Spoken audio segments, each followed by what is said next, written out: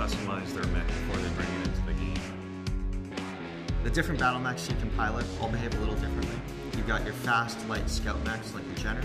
They're really quick, they can get really far, but they can't take quite as much punishment, so you have to be careful when you get hit and what kind of position you put yourself in. There's the larger ones like the Atlas, which is your big, huge weapon build. It's got like one of everything and it's impossible to kill.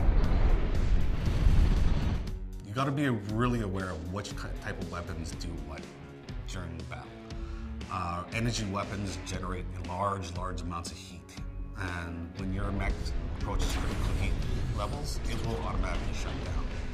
When you're shut down, you cannot fire back, you cannot move, you can't do anything until it decides to power back up after cooling off. Now, this is something that you can take care of in either the mech lab by adding more heat sinks, or you can take advantage of our weapon groups, so you're not firing your lasers non-stop.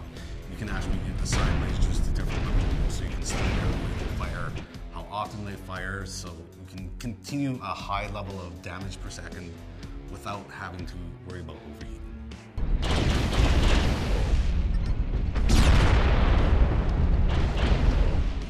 One of the other important things first time you step in the game is you notice you're in the cockpit of this giant walking war machine. You've got your cockpit readouts on the panels, you've got your HUD showing you extra information, and you move the mech, not yourself. So one of the primary controls for your battle mech is your throttle. This sets how fast your battle mech is trying to move. In most first-person shooters, your W and S keys will make you move forward and back. But in MechWarrior, your W and S keys on a keyboard will increase or decrease your throttle. Your throttle, when set to a certain point, causes you to move at a certain speed. So in piloting a battle mech, you can't stop right away. Your mech has momentum and speed and throttle. What you can do is you can zero your throttle immediately to start slowing yourself down and then go into reverse from there. Turning your battle mech is also a little different.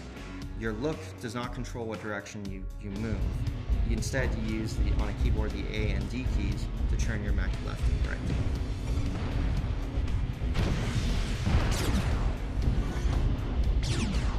There's a couple of advanced pieces of functionality to your battle mech. You can hit the C key to center your torso and regain your orientation at any time.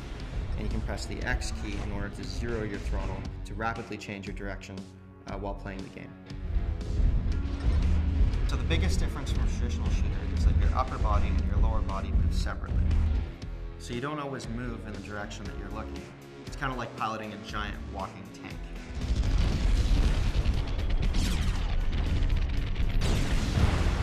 The one thing we're doing differently with MechWarrior Online that hasn't been done in any other MechWarrior games is the dual reticle aiming system. What this allows you to do is aim your torso and your arms separately from each other. On the HUD, the circle indicates where your arms are aiming, and the crosshairs indicate where your torso is aiming. The circle moves a lot faster than the crosshairs, letting you basically aim at things before your torso can actually turn to reach them.